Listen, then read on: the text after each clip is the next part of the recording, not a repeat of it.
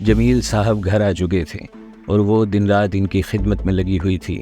College academy جانا سب چھوٹ چکا تھا اور اسے یاد تھا تو بس اتنا کہ اس کے بابا کو اس کی ضرورت ہے۔ سلیمان اس دن کے بعد سے نہ تو گھر آیا اور نہ ان کو دیکھنے ہاسپٹل آیا کہ وہ زندہ بھی ہیں یا نہیں۔ تم کیا چاہتی ہو کہ اب مجھے کیا کرنا چاہیے؟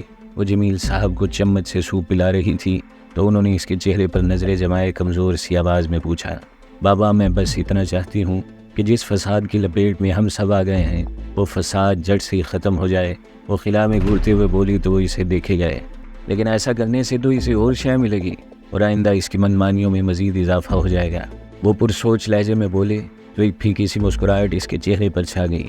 ابھی اس کا سب کچھ بند کر کے بھی آپ کسی فائدے میں تو نہیں رہے، الٹا خود دیکھ لے اپنی حالت کہ وہ آپ کو بستر تک لے آیا۔ وہ افسوس بھرے لہجے میں بولی تو انہوں نے اٹھنے کی کوشش کی۔ میں ابھی بھی اتنی اہلیت رکھتا ہوں کہ اس کی ایسی کی تیسی پھیر دوں، بس مجھے یہی چیز تنگ کرتی ہے کہ اگر میں نے ایسا کیا تو لوگ کیا کہیں گے کہ جمیل خاکوانی اپنے بیٹے کے خلاف کھڑا ہو گیا۔ ذرا سی محنت کرنے سے وہاں اپنا شروع ہو گئے تھے تو اس نے ان کی کمر کے پیچھے تکیہ سیٹ کیا۔ بابا آپ جیسا سوچ رہے ہیں وہ ویسا نہیں سوچتا، آپ تو کھڑا ہونے کی بات کر رہے ہیں جبکہ وہ کھڑا ہو چکا ہے۔ ایسی نوبت نہ آنے دیں کہ اسے یہ سب کچھ حاصل کرنے کے لیے اللہ نہ کرے لیکن آپ کے اس دنیا سے چلے جانے کا انتظار کرنا پڑے، اور خالی انتظار نہیں بلکہ اس دن کے بعد سے اس سے یہ امید بھی کی جا سکتی ہے کہ وہ خود ہی۔ اتنا بول کر وہ منہ پر ہاتھ رکھ کر اپنے آنسو اندر اتارنے لگی۔ جبکہ وہ بولنے پر آئی تو ایک ایک تلخ حقیقت سے انہیں روشناس کرواتی گئی، جبکہ وہ حیرت سے اسے دیکھے جا رہے تھے۔ بجائے اس کے کہ اسے یہ سب حاصل کرنے کے لیے آپ کے دشمنوں کا سہارا لینا پڑے، آپ خود ہی اسے کیوں نہیں دے دیتے؟ کیونکہ جو باپ کا لحاظ نہیں کر سکتا وہ بعد میں ماں اور بہن کا کیا لحاظ کرے گا؟ اس لیے اس بات پر سوچیں۔ آج وہ انہیں حیران پر حیران کیے جا رہی تھی جبکہ وہ گنگ بنے اسے دیکھے جا رہے تھے۔ میں یہ سب کچھ تمہارے نام کر دوں گا تاکہ اگر اس کے دل میں ایسی کوئی گھناؤنی خواہش ہے بھی تو وہ دم توڑ جائے۔ کافی دیر بعد وہ بولے تو یہی بات ان کے منہ سے نکل سکی اور وہ افسوس سے انہیں دیکھے گئی۔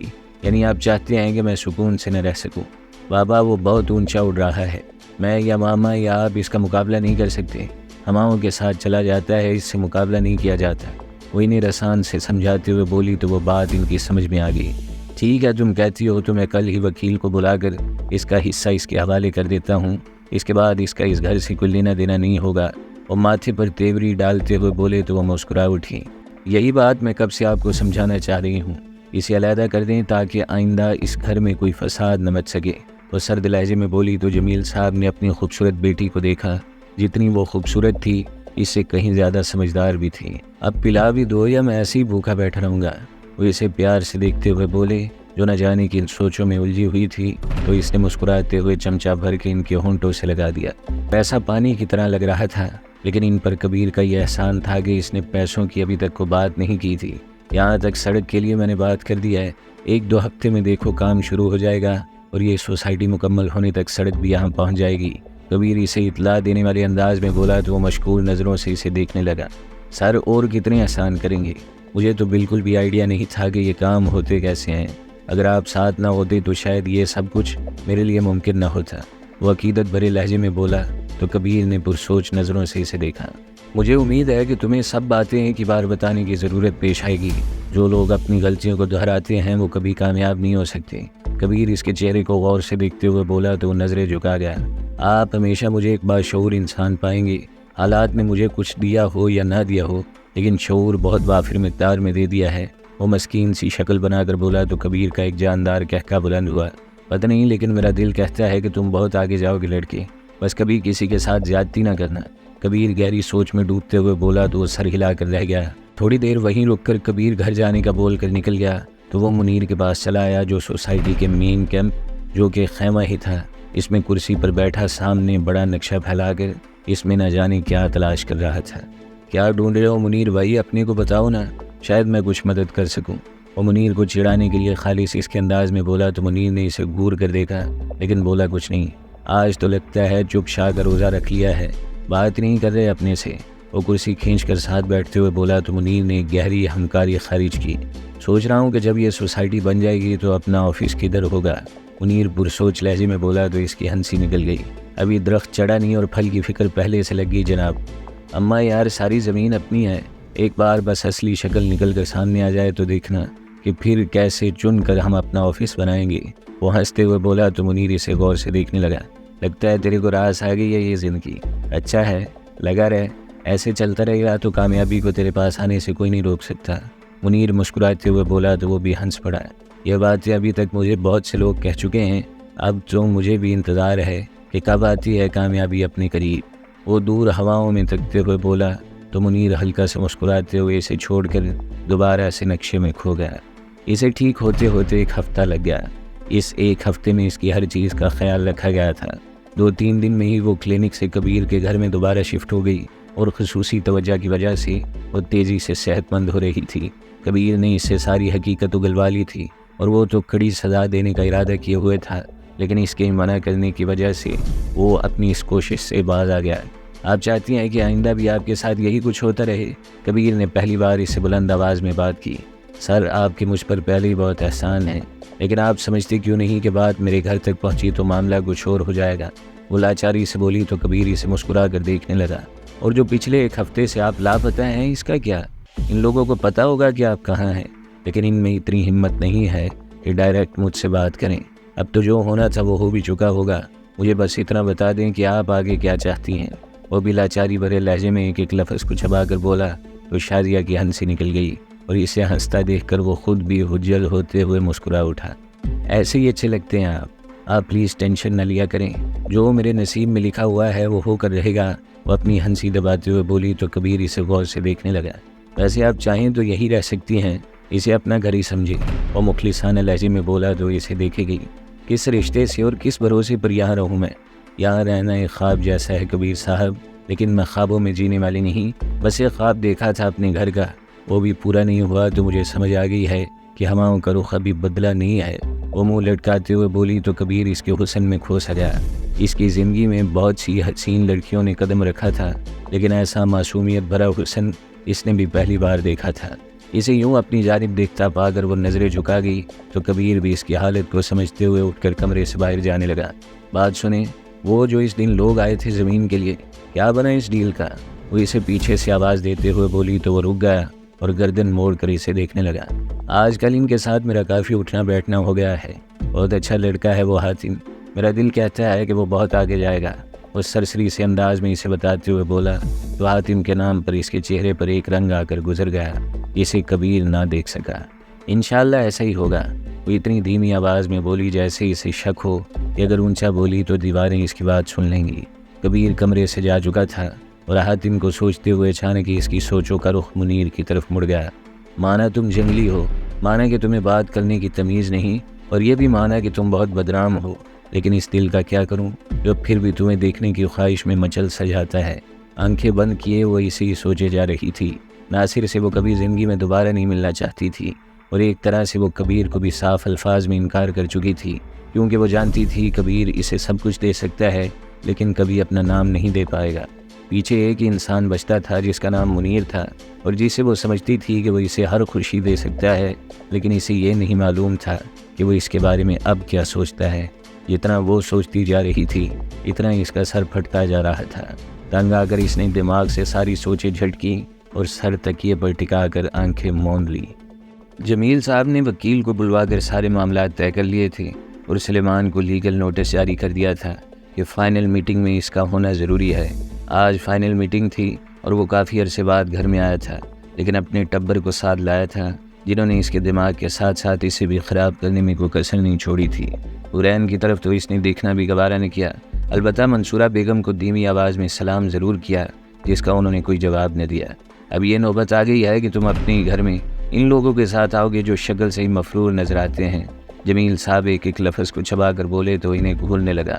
آپ میرے دوستوں کی میرے ہی سامنے انسلٹ کر رہے ہیں، بہتر ہوگا جو آپ اپنے لہجے اور الفاظ دونوں کو قابو میں رکھیں۔ سلیمان زہر خند لہجے میں بولا تو حورین ڈرائنگ روم میں چلی آئی۔ بابا فالتو باتوں میں وقت برباد نہ کریں، جس کام کے لیے ان کو بلایا ہے وہ کام کریں اور بس چلتا کریں۔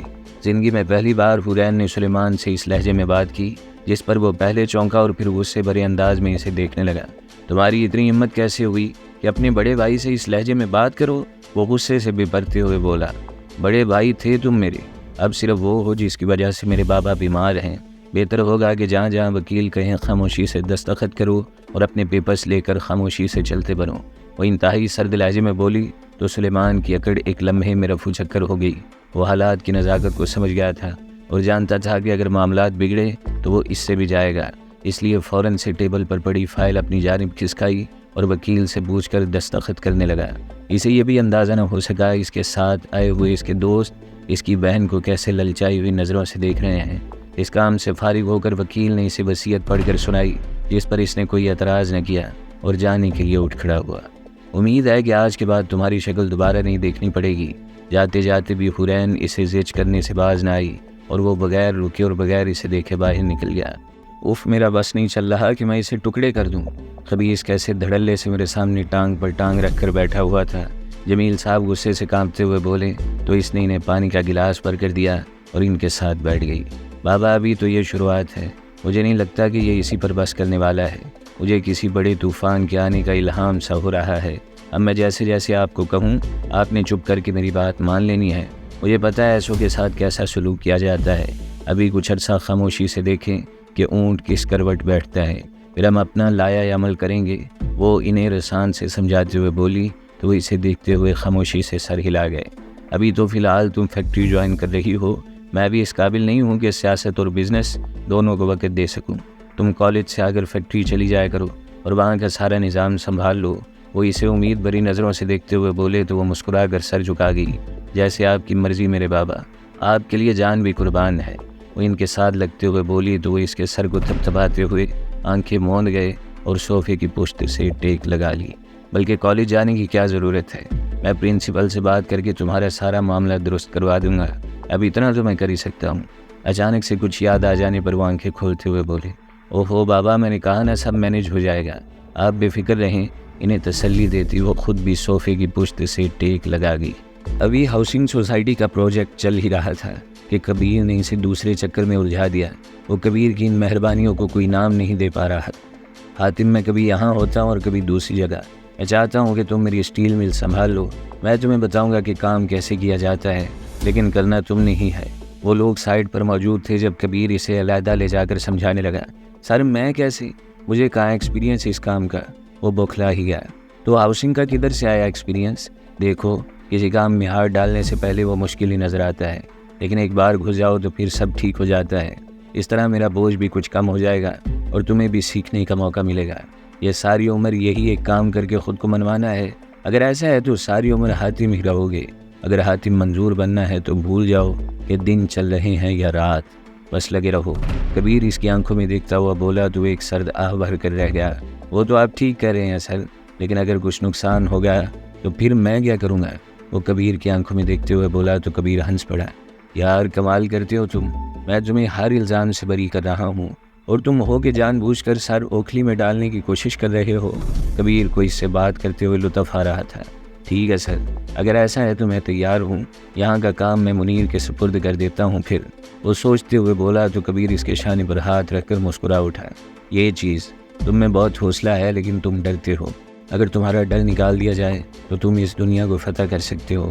کبیر اسے دیکھتے ہوئے فخری انداز میں بولا تو وہ بھی ہنس پڑا۔ تعریف کا شکریہ سر، میں پوری کوشش کروں گا کہ آپ کو کبھی شکایت کا موقع نہ ملے۔